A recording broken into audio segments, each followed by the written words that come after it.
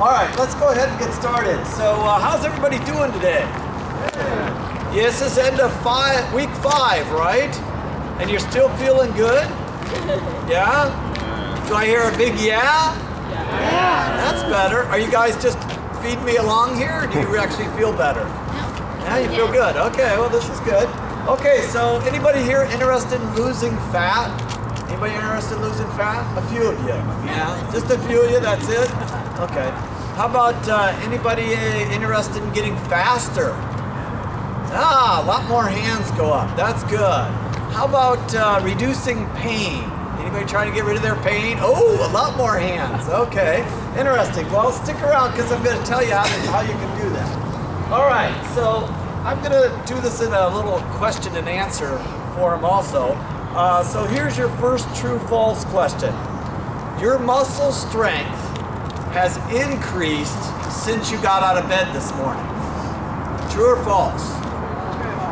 Oh, I hear a lot of trues.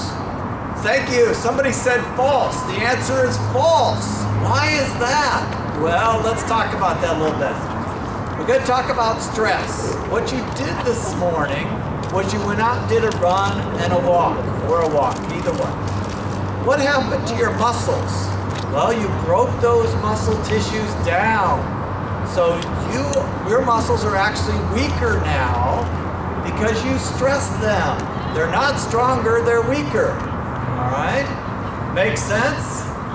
Yeah, sort of. Some of you are going, what's he talking about? So the question is, how much stress should you have applied this morning?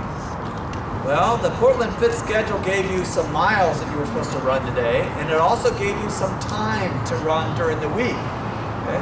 Does the Portland Fit schedule tell you how hard to run these runs? Not at all, okay? So the intensity is the missing piece of this. You have the frequency, how often you run, which is spelled out by the schedule, and how long you run, that's the time or the duration, but the schedule doesn't talk about intensity. So we need to talk about intensity as in how hard you should be running those, all right? Most of the times we tell you about the talk test. What's the talk test say? If I can carry on a conversation while I'm running, then I'm running in my correct intensity, right? I'm doing the amount of work. Well, I'll tell you that sometimes works for people, but generally not. I've seen some people that can actually do this the whole way through and have their heart rate up at 180, 190 beats per minute, which is way, way too high, okay? So intensity is not all, or the talk test is not always that accurate, all right? And it's different for everybody. So the question is, how should you measure your stress? Well, hold that question. I'm going to get to it in a couple minutes, all right? All right, so the next thing I'd like to talk about is rest. So here's your next true or false question. While you're standing here, your muscles are starting to recover. I heard trues. Very good. You guys are getting good. So as soon as you stop running or walking, providing you don't go out and do yard work and all that kind of stuff, or do some other activities, your muscles are starting to recover. That's good, okay? The question, though, is when does the major part of the recovery occur? And that's usually during your sleep at night, okay? Especially when we're talking about your heart, your cardiovascular system. That's when it really starts to recover.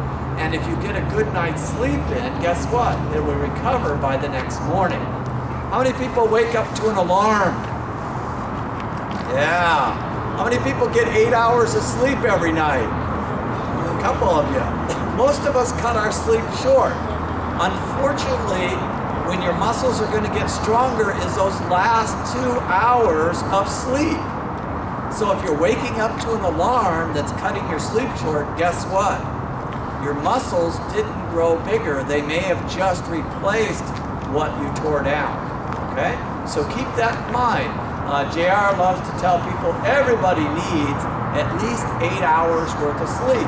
It's amazing how the difference, just getting the extra couple hours in there, how much your recovery is going to improve. All right, so how do we measure your rest?